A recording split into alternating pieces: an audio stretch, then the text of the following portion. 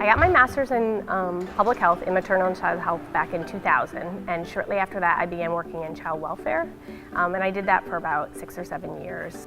During my doctoral program I was also working at the fire department, so I left child welfare, went to work full-time for the fire department, and then entered the doctoral program.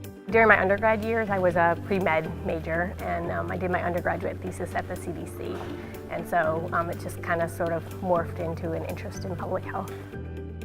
I have a lot of other job duties, but I think what I like the most is when we actually have an outbreak or a potential outbreak. That's sort of when all of my background and knowledge at USF comes into play in the real world. Hepatitis A new cases are high overall for all the Tampa Bay surrounding counties. One of the issues with hepatitis A is often when we become aware of it, like in the news stories and things like that, it's that a food service worker has tested positive. And if you think about, for example, somebody working at McDonald's, how many people they might serve food to in one shift. So one infected person can pass it on to several, a pretty large group of people before it's identified. And so those rates can accumulate pretty quickly. The biggest thing is that there's an effective vaccine.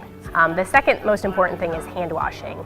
You wash your hands, you're not protecting yourself, you're protecting from passing it to somebody else. So if I get hepatitis A, it's not necessarily because I didn't wash my hands, it's because the person preparing the food at the restaurant I ate at didn't wash their hands.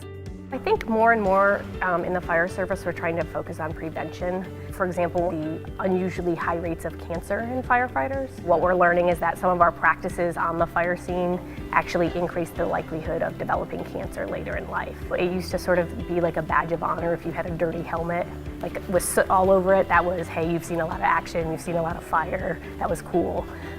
What they're learning is that people are having brain cancer, and they're having brain cancer because they're walking around with carcinogens on their helmet.